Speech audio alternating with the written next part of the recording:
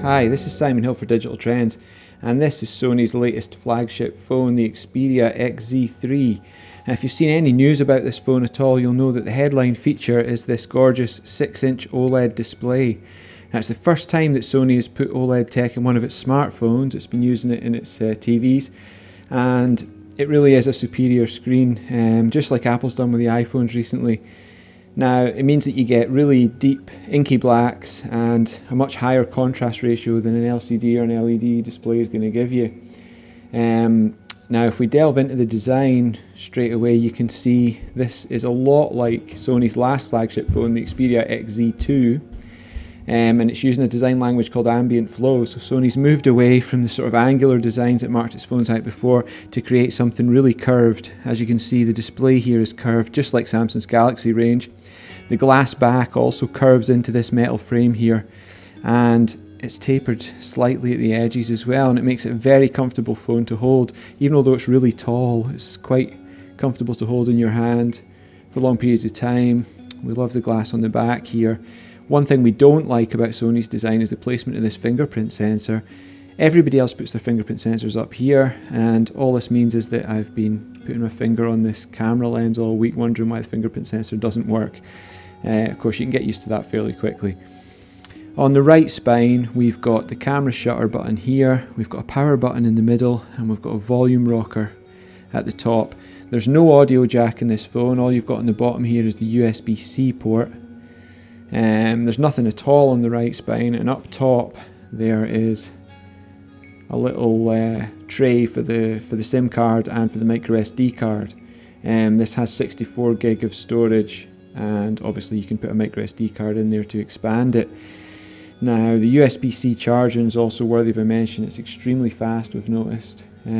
Charges up really quickly. It's a 3,300 milliamp hour battery in this phone, which lasts about a day, sometimes a little more. And because of this glass back, it also supports Qi wireless charging.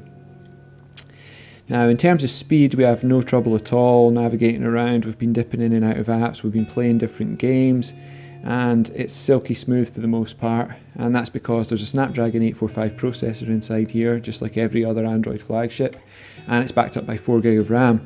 It does also have the latest version of Android 9 Pie, which is great because a lot of phones that have come out recently haven't had that.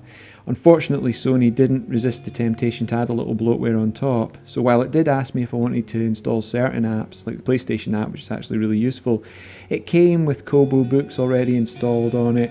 There's also a Sony Gallery app and a few other bits and pieces that you probably don't really need. So we'd like to see Sony scale back on that in future. Now, one of the other additions that Sony's made to the software is something that's called Side Sense. So if I double tap here, you'll see this springs up. This learns what apps you use and throws them up as a kind of shortcut, a lot like Samsung's Galaxy Edge Sense. But an extra handy thing in here is the one-handed mode, so you can tap that and then you can reach things a little easier one-handed, which is important because this really is quite a tall phone. Now, we think it probably serves best as an entertainment device, and if we just quickly jump into a video here, you'll be able to see how good the screen looks. And also, it's really helped a lot by these dual front-facing speakers. So there's a speaker here, I don't know if you can see at the bottom edge here, there's another speaker in there. It goes really pretty loud for a phone. Obviously, the best experience is always going to be with headphones. Sony also has this dynamic vibration included. Now, that means you can't really feel it, but while I'm watching that video, the whole time when there's a loud explosion or something loud and music happens, the phone vibrates. We're not convinced this is a great thing for movies, but where it can be really good is in games. Unfortunately, so far with the games we've tested, we've played a bit of Asphalt and a couple of Star Wars games, the vibration hasn't worked, so it seems the developer maybe has to do something to make it work. We're told Clash of Clans works with it, so we're going to test that out, and you can read about how we get on in the full review at Digital Trends. Moving over to the camera, it's a single 19 megapixel lens on the back here, which is a bit of a surprise when everyone else is moving towards dual lens cameras. And the real attraction of dual lens cameras is they help you get shots with depth. So if you want those kind of great portrait shots where the person is fully in focus and the background is blurred, a dual camera setup is going to help you with that. You can do it with software, and Sony has actually included, if we take a wee look in the modes, there is a bokeh option.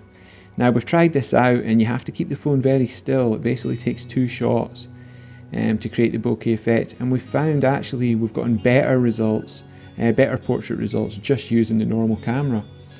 The front facing camera is a 13 megapixel lens, which is pretty decent for selfies, and as you saw there is a portrait selfie mode as well.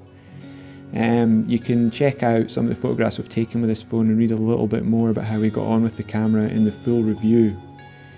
Now, it is also IP68. It was Sony that started the trend for waterproof phones back with the original Xperia Z, and this one can handle rain, and it can even handle a dunk in water for a while without any damage, so there's no concerns there.